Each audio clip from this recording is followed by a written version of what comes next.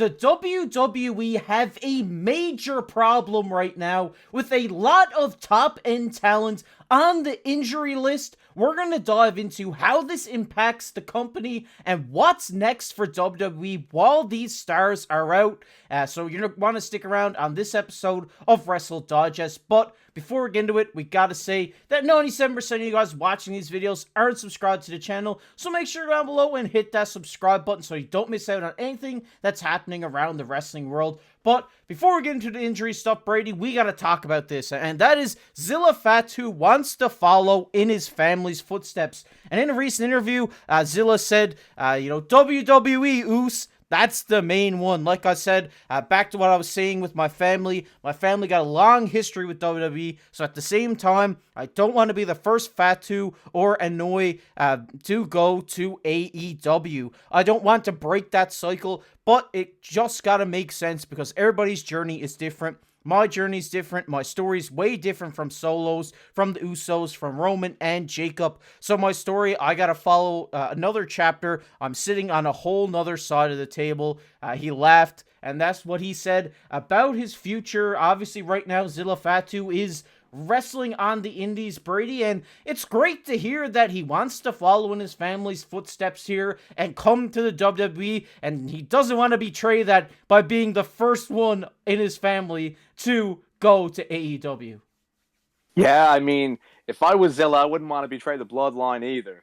So definitely smart sayings there, Zilla. But jokes aside, man, this is fantastic. This is great news for the WWE and for the WWE Universe as well.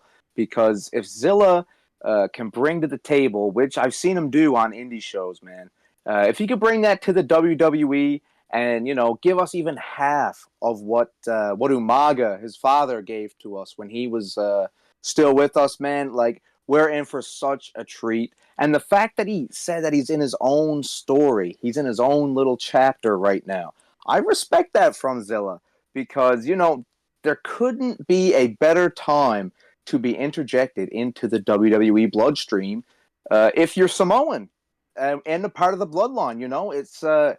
It could be perfect timing, but the fact that he wants to do this on his own, he wants his own story, his own chapter, his own recognition. I mean, it just goes to show that Zilla is something special, man. Yeah, definitely. I mean, like you said, the bloodline is hotter than it's ever been right now with the new bloodline, with Solo at the helm, with the Tonga and Tonga Loa at his side. So, obviously it's going to be a good time to be from this family tree right now because obviously we just had The Rock and Roman have that big match at Wrestlemania. Obviously, Roman has been a big part of the WWE over these last however many years it's been. So being from this family right now, and it's all leading up to a big bloodline clash eventually, whenever we see it happen, is going to be big because if you're currently wrestling in any other promotion and you're a big part of this bloodline, you can almost expect to be called upon, to be looked at for a WWE contract for this opportunity. And what's great for Zilla here, Brady, is that, once you get into this bloodline story, you're involved into it, the fans are going to love it, the fans are going to care about it a lot and care about you as a part of this storyline, and when this is all over, you can start your own path, start your own story within the WWE because you're already there and you've already proven that it can work.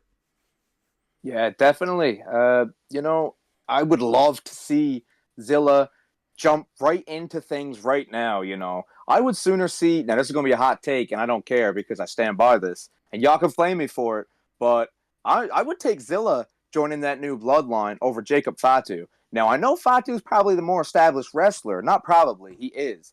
But, I don't know, something about Zilla. He just got that little bit of flair to him, and I feel like, we see Solo pay that tribute to Umaga all the time with the rap thumb and the So I don't know. It would be very cool to see Zilla come up and be Usos enforcer, I guess, per se.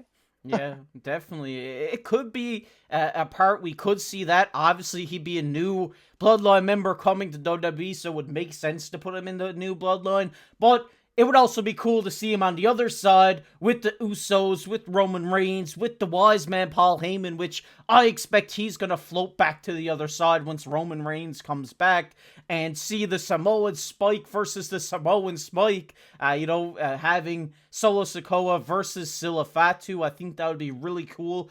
But like we said here, the future is bright for Zilla Fatu. This guy has a really bright future ahead of him, and he's really shocking the indies right now. He's putting on some great performances. He's, getting better and better on the mic.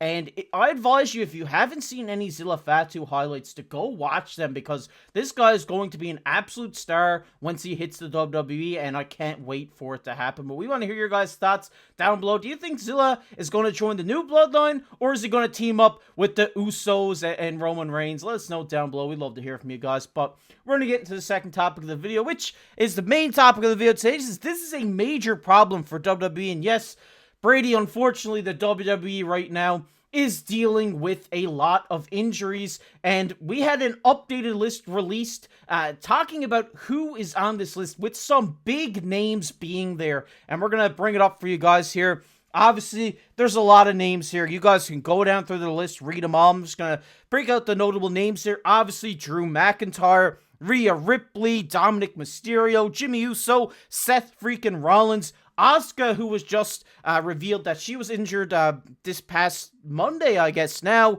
Then we have Shotzi there as well. She's pretty big. CM Punk, obviously. So when you look at all the big names on this list, Brady, I mean, this is a massive problem, because these are some of the top stars in the industry right now, all out injured. Well, CM Punk and Drew McIntyre are currently in a feud, but cannot wrestle because both these guys are injured. But you have other names there like Jimmy Uso, a guy who's involved in this bloodline story, who hasn't been able to come out since that attack from the new bloodline because of this injury. We have, obviously, Selena Vega. She was supposed to be in the Queen of the Ring, but had to pull out because of her injury. And same with Asuka, I do believe. She was supposed to be in this tournament as well and had to pull out due to injury. So right now, Brady, it kind of seems like the WWE are kind of scrambling to find out what they need to do in the meantime until these wrestlers can get fully healthy and back into a WWE ring. Yeah, I mean, look, all of those people on that injury list, they starred in a night of WrestleMania. They were in a WrestleMania match. And I mean, the most noticeable name of all there being Seth frickin' Rollins, of course.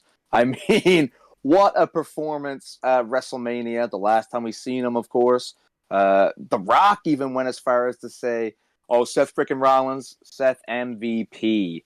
And definitely on board with The Rock on saying that. But, Seth Rollins aside, you still got, like you mentioned, Drew McIntyre, who's been a force. CM Punk, two guys in a feud that can't lay a hand on each other. Now, it's great because CM Punk is so good on that mic.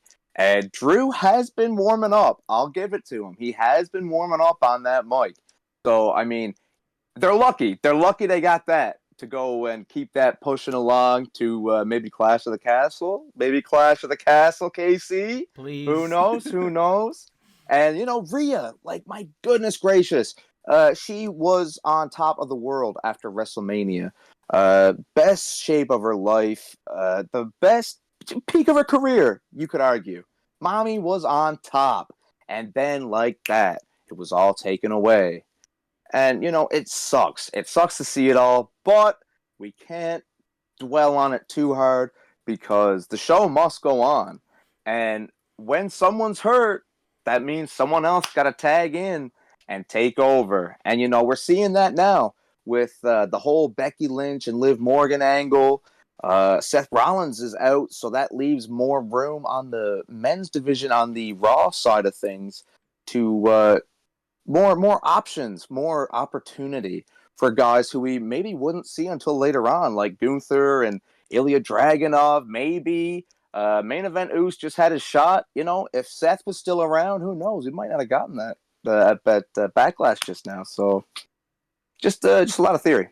Yeah, definitely. And like you said, with all these major stars out, it has, created great opportunity for a lot of young talent to come up and step up and show that they deserve a shot on this main roster. We're seeing Ilya Dragunov. We're seeing, Carmelo Hayes on the SmackDown side. We're seeing a Braun Breaker, obviously, too. He's a guy who was on Monday Night Raw as well. We've seen a lot of these guys drafted from NXT come up and fill those roles of the big guys and get their name out there and be available to wrestle night in and night out on every show that they can. Also, we have Kiana James, we have Blair Davenport on the women's side who've come up and stepped up that way. We haven't seen them in matches yet, but they've had some nice promo videos leading up to, their first debut match within the company. So, it's unfortunate that all these big stars are out right now, but it is great in the sense that we're seeing all this talent that they have developed up throughout NXT to, be able to have these guys become main roster talents and fill these spots of guys who are currently out injured. And like I said, the CM Punk and Drew McIntyre stuff, that can happen while these guys are injured, because it happened, a long time ago. It's been going on for a while. Drew McIntyre's obviously been all over social media pumping this up. CM Punk comes out and delivers a great promo every now and then. But the question I propose to you, Brady, is kind of one that I don't really have the answer to, and that is, what happens to all these young talents once these big stars start to come back? Yeah, and that is the main problem, right? Because the top dogs, they're the top dogs. And now I'm going to use an example that personally makes me cringe, and I despise it, and I hate it. But, it's just to get a point across here. When Bianca Belair was on that fantastic title reign, I believe it was a year, 2 years, 2.5, 3. It was a while ago, anyways. Nevertheless, great run, fantastic. Made me the biggest Bianca Belair fan there was at the time. And then Becky Lynch comes back, and Becky Lynch gets handed the match, and Becky Lynch squashes Bianca Belair in no time. And I'm not going to lie, it pissed me off, ticked me off, amped me up. I'm sure you can see it flowing through me now. But hopefully, seems we're in that Paul Levesque era, that it doesn't happen like that. And the thing is, for these young competitors that are on their side, Paul Levesque, he loves the cinema. He loves the story. He loves the slow burn. He loves to tell that story. So, hopefully, Casey, things will play out a little nicer than they have in the past. Yeah, I definitely have to agree with you. Obviously, we have all these people stepping up while these competitors are away, while the top stars are away, getting their name to the WWE Universe, where fans are going to start to care about them while these guys are out injured. So, in the past, we've seen, like you said, people come back and then, the young talent just gets swept under the rug and nothing ever comes out of it. But we have new leadership at the helm, like you mentioned, and that is Triple H, Paul Levesque. I don't think that this is something he wants to do. I think he brought these stars up from NXT for a reason, and it's really going to help out this company for the time being and into the future, because these are the stars of tomorrow. These are the stars that they want for when, the top guys right now are coming to the end of their days and the young stars are into their prime. So it's really going to be interesting to see what happens. Obviously, before we, get out of this segment, we got to say, we wish everybody the best in the recovery, and we hope to see him back in the ring soon, because, it sucks. Unfortunately, injury is a part of the business. If it wasn't, we would have banger match after banger match with no circumstance. But, for especially a guy with Seth Rollins wrestling 3 matches and having 1 spot in 2 nights, it's got to be a big toll on your body. So,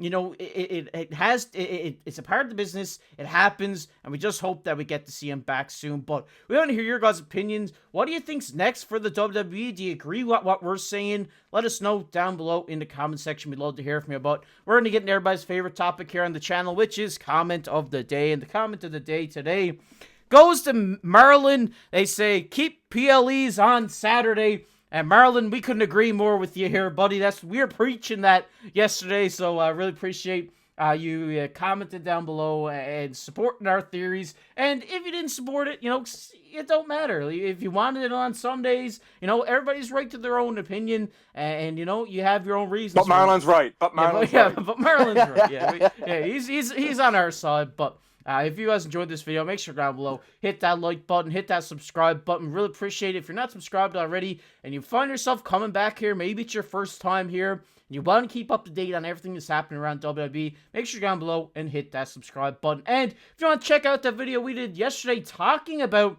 the PLEs moving from Saturday to Sunday, it'll be popping up on your screen right now. But as always, I've been your host, KC, alongside my co-host, Brady. We'll catch you in the next one.